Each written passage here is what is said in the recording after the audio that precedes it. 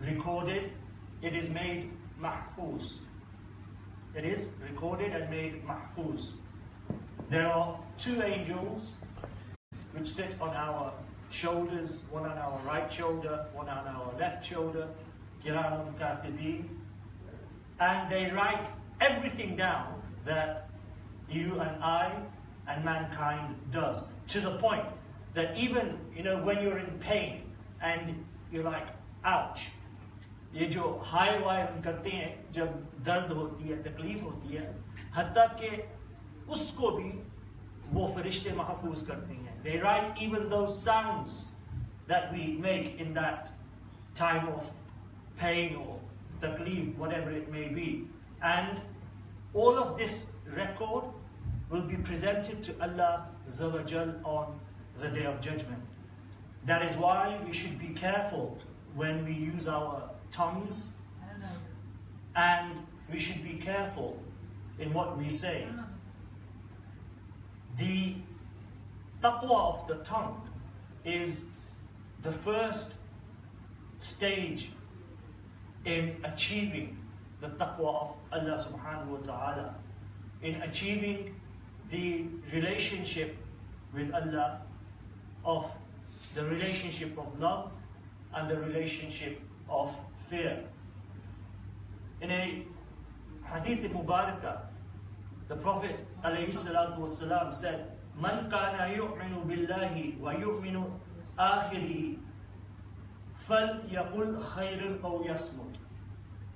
The Prophet ﷺ said that the person who has iman in the past and iman in Allah, he should only speak good or he should remain silent. जिसको अल्लाह में ईमान है और जिसको आखिरत और जिसको माजी में यकीन है, ईमान है, उसको कलिमत खैर कहना चाहिए या उसको खामोश रहना चाहिए. You should speak good or you should remain silent. Allah has made arrangements to record everything that comes out of our mouths, every action that we do, every harkat, every movement that our tongue makes. So we should be careful with these things. औलादे सरकार अलैहिस्सलाम ने फरमाया कि औलादे आदम की बहुत सारी बुराइयां उसकी जुबान की वजह से होती. There is a hadith narrated from Hazrat Abdullah ibn Mas'ud radiyallahu anhu, and he says that the Prophet ﷺ said that the trouble that the son of Adam gets himself into is on account of his tongue. And if you think about it, and you think about your lives, the problems that you've ever had, whether it's personal, whether it's business, whether it's financial, whether it's otherwise, the majority of those problems are on account of what is being said by the tongue. How you say what you say. In another hadith, the Prophet ﷺ says that every day when the sun rises, a person's body, every part of his body speaks, and speaks to the tongue and says, "O tongue, remain silent today." हर सुबह जब सूरज तुलू होता है तो इंसान के जिस्म का हर गोशा जुबान से हम कलाम होके कहता है, "ऐ जुबान, आज खामोश रहना." क्यों? Why? तेरी वजह से क़यामत के रोज हमें तकलीफ होगी, हमें आज़ाब पहुंचेगा. On the day of judgment, it is because of you, O tongue, that we will be punished by Allah subhanahu wa ta'ala. It is on account of you that the fire of hell will touch us. Ulama have said that you should speak only when it is necessary. जुबान को सिर्फ उस वक्त इस्तेमाल करो जब निहायत ही जरूरी हो, वरना खामोश रहो. Otherwise, you should stay silent. There was a king who had a son, the prince, and he put his prince with great ulama to learn from the ulama. And during the course of his studies with the ulama, he came across this hadith where the Prophet ﷺ says that you should remain silent and only speak if it is absolutely necessary. When he heard this hadith, he decided to act upon this hadith. वो शहजादा जब उसने ये हदीस सुनी अपने उस्तादों से कि सरकार ने फरमाया कि खामोश रहो और सिर्फ उस वक्त जुबान को इस्तेमाल करो जब निहायत ही जरूरी हो, उसने इस पर अमल करना शुरू कर दिया और वो खामोश हो गया. हत्ता कि जब उसका वालिद, जब बादशाह उससे बात करता तो तब भी वो खामोश होता. He just stayed silent. And he remained silent. उसकी जुबान से कोई आवाज नहीं निकली, हत्ता कि उसका वालिद बादशाह परेशान हो गया कि मेरा बेटा पता नहीं इसको क्या हो गया. What's happened to him? He stopped talking. The king became very worried. So he went to a hakim. And the hakim said कि ऐसा करो, इसको हर सुबह अपने गुलाम के साथ शिकार के लिए भेज दो. वहां इसका जहन आबो हवा में जाएगा, ताजी हवा होगी, इसको शायद ये हवा आबो हया लगेगी तो शायद इसका जहन खुल जाए और इसकी जुबान जारी हो जाए. When he goes hunting every morning and he's out in the wilderness and he's surrounded by the beauty and the fresh air, maybe his brain will open and he will begin to speak. So one day, the Ghulam and the prince went hunting in the morning, and वहाँ एक दरख्त था, घने पत्ते थे, और गुलाम गया तीर कमान लेकर. उसने ऊपर दरख्त में देखा कि कोई जानवर, परिंदा, कोई शय है जिसका शिकार किया जाए, तो कुछ नजर ना आए. They never saw anything in this tree which was thick with leaves. So they moved on from the tree, and as they walked forward, a bird tweeted. एक परिंदा जो वहां पत्तों में छुपा हुआ था, उसने अपनी बोली बोली, और जैसे ही उसने बोली बोली, गुलाम ने सुन लिया तो वापस गया. The servant went back with his bow and arrow. He'd heard the bird, so he drew back his arrow in his bow. He looked, he saw, he fired his arrow, he killed the bird, और वो परिंदा फरफराता हुआ नीचे गिरा. It fell down, और जैसे ही उस शहजादे ने ये मंजर देखा, बेसाख्ता उसकी जुबान से निकला, सदक़ता या रसूलुल्लाह सल्लल्लाहु अलैहि वसल्लम. When the prince saw the bird had been killed, his knee-jerk reaction, he said, Sadaqta ya Rasulullah. You spoke the truth, O beloved of Allah. Jab wapas pahunche, the king asked, so did my son speak today? Isse pehle jab bhi wo jate, roz badshah would ask, did my son speak today? And the servant would say, no, he didn't speak today. That day the servant went back, the badshah, the king asked, did my son speak today?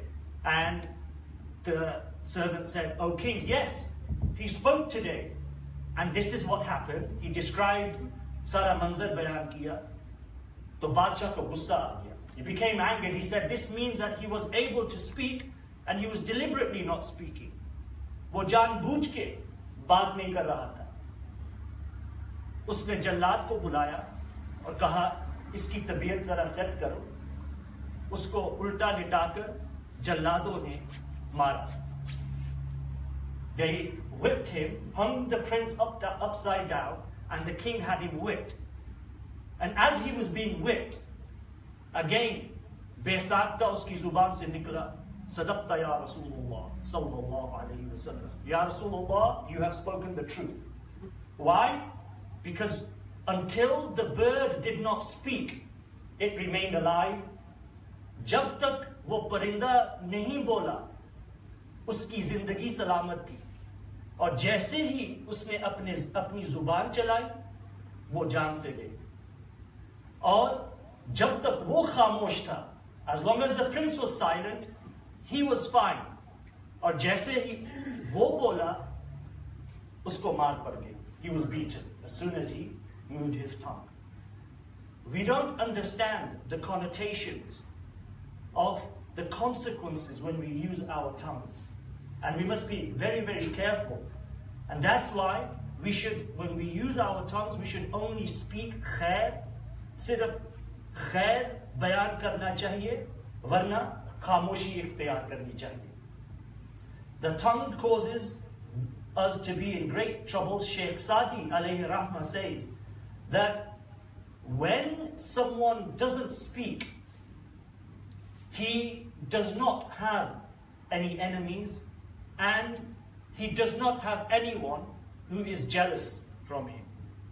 जब तक इंसान बोलता नहीं, उस वक्त तक ना उसका कोई दुश्मन होता है, ना उससे कोई हसद करता है, कोई हासिद नहीं होता. Why? Because he says that if you don't speak, then your weaknesses, आपकी कमजोरियां नुमाया नहीं होती. People don't see the errors in you if you don't speak. And if you don't speak, likewise, people do not see your talents and your strengths. जब आप खामोश रहे तो ना आपके ऐब जाहिर होते हैं और ना ही आपकी खूबियां जाहिर होती हैं. तो ना कोई आपसे हसद करेगा खूबियों की वजह से और ना कोई आपसे नफरत करेगा आपकी बदअमल या आपकी इन चीजों की वजह से. You will not have any jealousy and you will not have any hatred or any enmity towards you. Luqman Hakim, when he was giving wasiyah to his son, said to him that even if your words are like pearls, चाहे आपकी अल्फाज मोतियों जैसे हों, फिर भी खामोश रहो. Even then, you should stay silent. क्यों? जब आप मोती दिखाएंगे, जाहिर करेंगे, तो फिर लोग हसद करेंगे. When people see your treasures and your pearls, they will become jealous and you will begin to make enemies. So silence is a great virtue. One great problem with the tongue is to talk unnecessarily, without purpose. बेमकसद कलाम करना. इससे सरकार दो आलम अलैहिस्सलातु वस्सलाम ने मना फरमाया. हजरत अबू बकर बिन दासा, in Umdatul Qari Shara of Bukhari Sharif, he writes that there are over 500,000 ahadith of the Prophet ﷺ recorded. And if you gather them together, he chose 8,000 from those 500,000 hadiths. And then he says he separated them and he took out the ahadith of zuhd and taqwa. On those ahadith which teach you how to live your life and teach you how to become closer to Allah. And then he says, out of those 8,000 hadiths, he continued to narrow those down and he selected 4 hadiths. And he says that if you act on those 4 hadiths, you will be successful in this dunya and in the akhirah.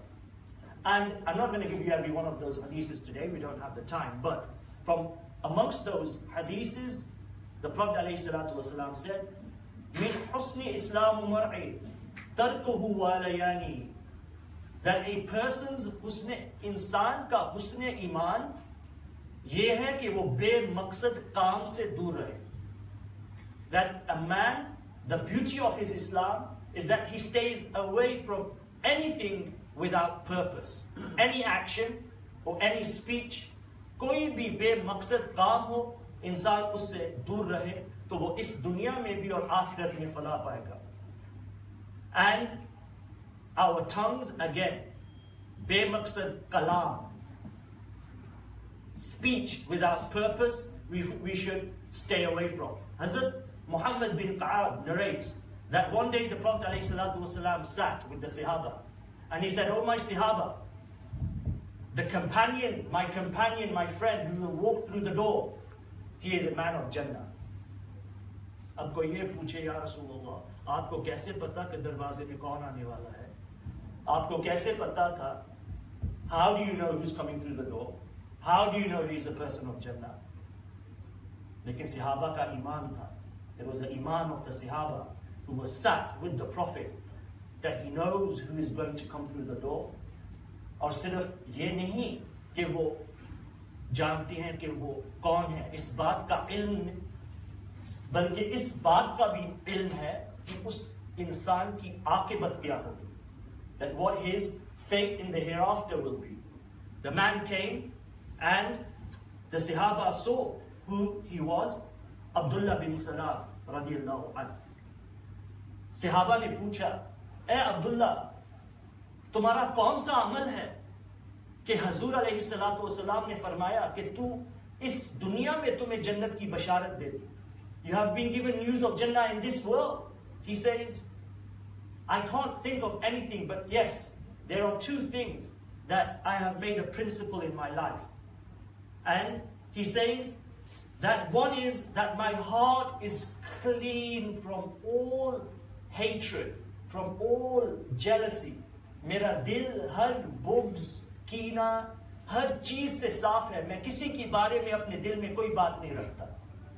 और दूसरी बात, मैं बेमकसद कलाम नहीं करता. I don't speak unless it is necessary. And the Sahaba said, "Oh Abdullah bin Salam, this is the reason why the Prophet of Allah has given you news of Jannah in this world."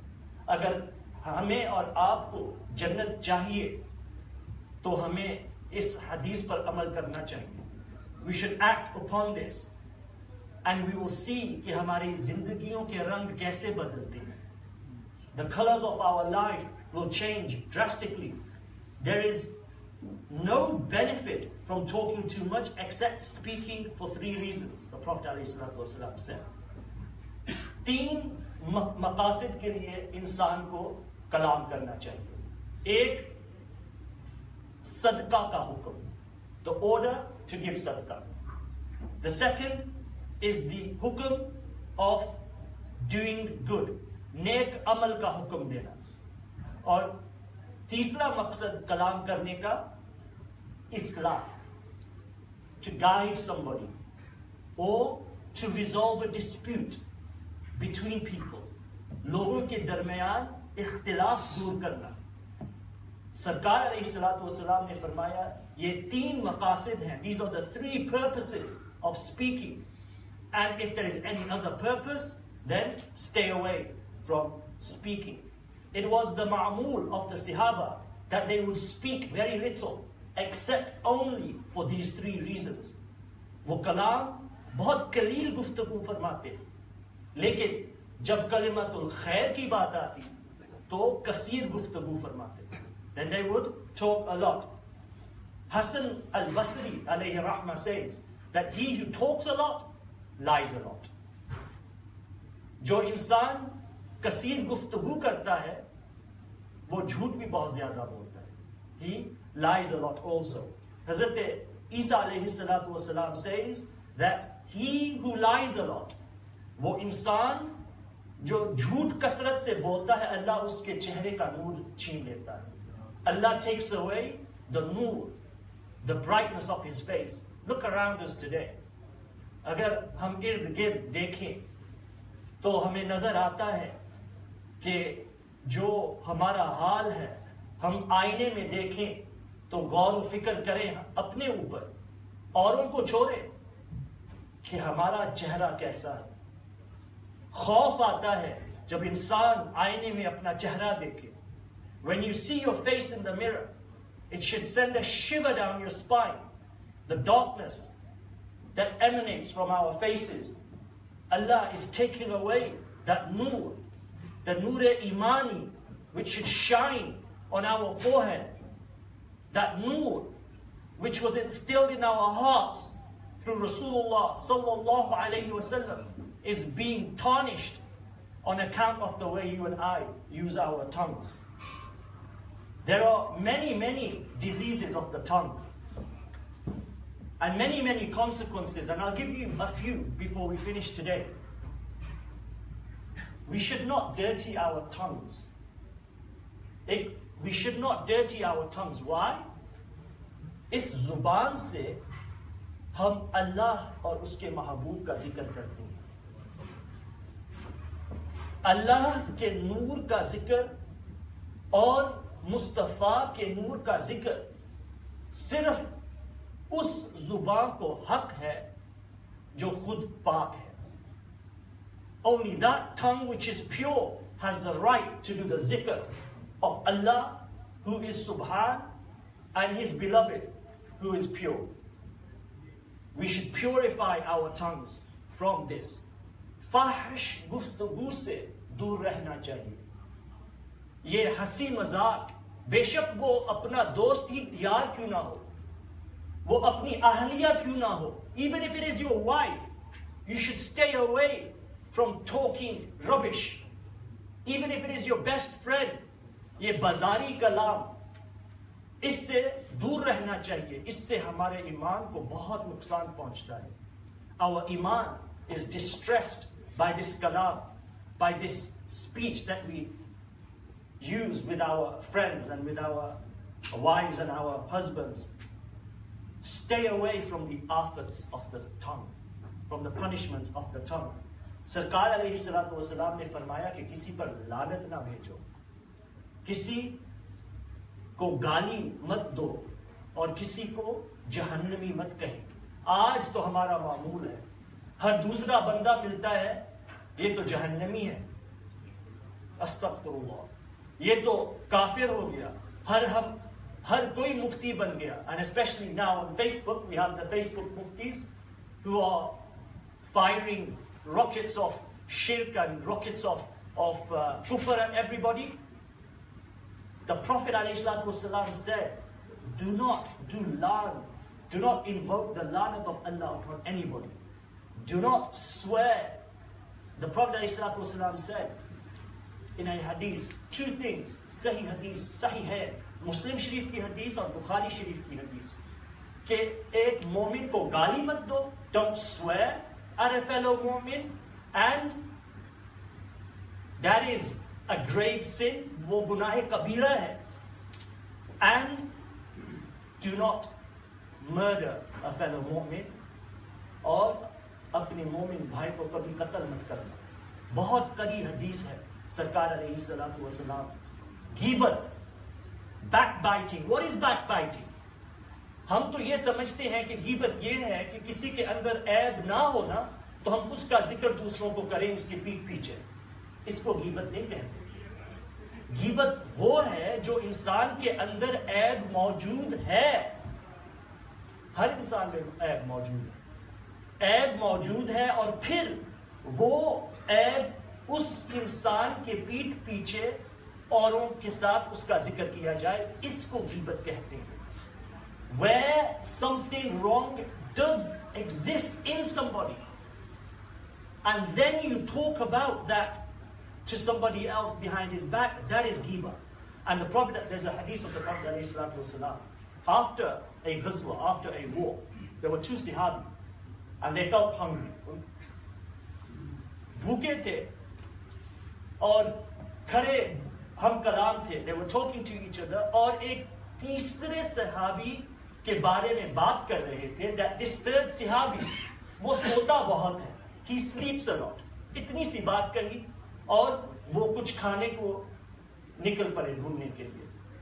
सालन के लिए, उस वक्त के ज़माने में जो सालन होता था, curry or whatever was the thing at that time to eat. They went looking for food. They came across the Prophet ﷺ and said, Ya Rasulullah sallallahu alaihi wasallam, we are hungry. हमें अगर कहीं से सालन मिल जाए तो हम भूखे हैं. सरकार ने फरमाया, आप तो गोश्त खाए, you have eaten meat. They said, Ya Rasulullah, wallah, we haven't eaten, we are hungry. The Prophet ﷺ said, you have eaten the meat of your dead brother. आपने अपने मुर्दे भाई का गोश्त नोचा है और आप कहते हैं आपने कुछ खाया नहीं. सही हदीस. सरकार को कैसे इल्म था कि इतनी दूर वो क्या बात कर रहे थे, किसकी बात कर रहे थे? He knew, and he said, and that is what Allah says in the Quran, that talking like this about people, it is worse than eating the dead meat of your brother. Who would like to eat the dead meat of their brother? और चुगलखोरी. हम तो ये समझते हैं ना कि चुगलखोरी और गीबत एक ही चीज है. नहीं, एक फर्क है. वो क्या है? There's a fine distinction between that. चुगलखोरी उसको कहते हैं कि जब किसी का ऐब दूसरों में फैलाते हैं. In other words, you spread from one to the other to the other. There's a fine distinction, but the Prophet ﷺ said, stay away from these diseases of the tongue. Why? Because this tongue will get you into great trouble in this world and in the hereafter. And let me tell you that today we make dua to Allah subhanahu wa ta'ala and we ask for all sorts. लेकिन हमारी दुआएं कबूल नहीं होती. हमारी दुआएं कैसे कबूल होंगी? आपकी और मेरी दुआएं कैसे कबूल होंगी? How will our du'as be accepted when our tongues are diseased in the way that they are diseased? I'll finish with the narration of Baba Feed Ganj Shakr alayhi rahmah. A lady came to him once, her daughter was getting married, and she said, "Oh Farid, I don't have any money or any wealth and my daughter's getting married." So Baba Farid, he took a handful of soil, he read Surah Fatiha, he blew on his hand, he opened his hand and it was a fistful of gold. वो मट्टी सोना बन गई. सोना उस औरत को दिया और कहा जा अपनी बेटी की शादी करवा दे. वो औरत तो बड़ी खुश हुई. उसने कहा सिर्फ मुझे सोना नहीं मिला लेकिन मुझे वो तरीका मिल गया. वो that secret I have now to make soil into gold. So she went, she spent the gold, she ran out of gold, she took a fist, she said, now I'll do the same, I'll get a fistful of gold, I'll read Surah Fatiha. She read, बार बार पढ़ती, बार बार फूके मार रही है और वो सोना ही नहीं बन रहा. फिर कुछ देर बाद वो बाबा फरीद की बारगाह में हाजिर होती है और कहती है, बाबा जी, I need money. He said, what happened to the gold? She said, I spent that, I wanted more, but I've been trying to do the same. मैं वही अमल करती हूँ जो आपने किया था. सूरह फातिहा पढ़ के, अपनी मुट्ठी में बंद करके, उसके ऊपर मैं फूंक मारती हूँ, कुछ नहीं होता. Nothing happens. And he said, oh lady, if you want soil to turn into gold, bring the tongue of Farid. Farid की जुबान लाओ, फिर देखना कि पूरी कायनात सोना बन जाएगी. और ये इसी पर आपको और मुझे अमल करना चाहिए. We should act upon this, purify our tongues and make our worlds, beautify the worlds that we live in. Wa akhiru da'wana alhamdulillahi rabbil alamin.